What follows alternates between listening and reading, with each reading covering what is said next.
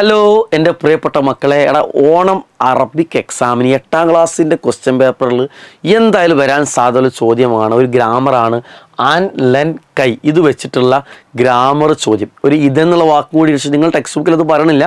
ഇതെന്നാണെങ്കിലും ഇതിൻ്റെ rule same തന്നെയാണ് കേട്ടോ. ഇതെന്നുള്ള വാക്കാണെങ്കിലും നിങ്ങളെ റൂള് സെയിം തന്നെയാണ്.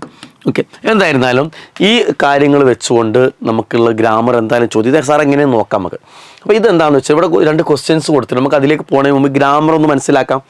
അല്ലൻ കൈദ, അല്ലൻ കൈ ഇതൻ, അല്ലൻ കൈദ എപ്പോഴും ഫത്തഹ എന്ന് പഠിച്ചാൽ മതി. അല്ലൻ കൈദ എപ്പോഴും എന്തായിരിക്കും? അല്ലൻ കൈദ എപ്പോഴും ഫത്തഹ എന്ന് പഠിച്ചു വെക്കാം. എന്ന് വെച്ചാൽ ഒരു മുളാരി ആയിട്ടുള്ള ഫേലിൻ്റെ മുമ്പിലായിരിക്കും അന്ന്, ലന്ന്, കൈ, ഇതൻ ഇവ വരിക.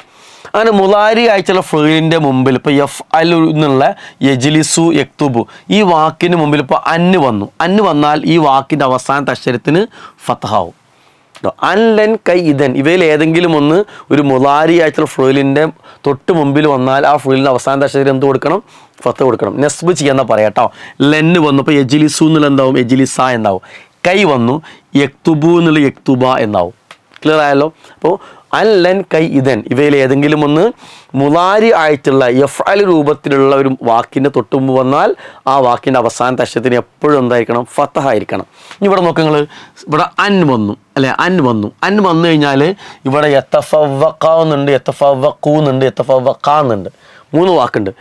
അത് അന്ന് വന്നാൽ പിന്നെ ആ വാക്കിന് എന്തായിരിക്കണം? അവസാനത്തെ അക്ഷരം എന്താണ്? ഫത്തഹ ആണ്. സോ യത്തഫവ്വഖ എന്നുള്ളതാണ് ആൻസർ വരിക. ഇനിയോ ഇവിടെയും അന്ന് വന്നു അല്ലെ? പൂരിപ്പിക്കാൻ പറഞ്ഞു. അപ്പോൾ അവിടെ എന്താണ്? യഹ്ദിമ, യഹ്ദിമു, യഹ്ദിമു, അഹ്ദിമു 3 വാക്കുണ്ടല്ലോ. അപ്പോൾ അന്ന് വന്നാൽ എന്ത് ചെയ്യണം? അതിൻ്റെ തൊട്ടടുത്ത വാക്ക് മുളാരി ആയിട്ടുള്ള വാക്കായിരിക്കും. അതിനെന്തായിരിക്കണം? അവസാനത്തെ അക്ഷരത്തിന് ഫത്തഹ ആയിരിക്കണം. സോ യഹ്ദിമ എന്നുള്ളതാണ് ആൻസർ വരിക. ക്ലിയർ ആയല്ലോ? അപ്പോൾ ഈ ഒരു ഗ്രാമർ മനസ്സിലാക്കുക. ഇതേപോലെ ചോദ്യങ്ങൾക്ക് ആൻസർ ചെയ്യാം. ഓക്കെ, ഈ വീഡിയോ ഇഷ്ടപ്പെട്ട് കഴിഞ്ഞാൽ നിങ്ങളുടെ ഫ്രണ്ട്സിന് എല്ലാവർക്കും ഷെയർ ചെയ്ത് കൊടുക്കുക. All the best. അസ്സലാമു അലൈക്കും.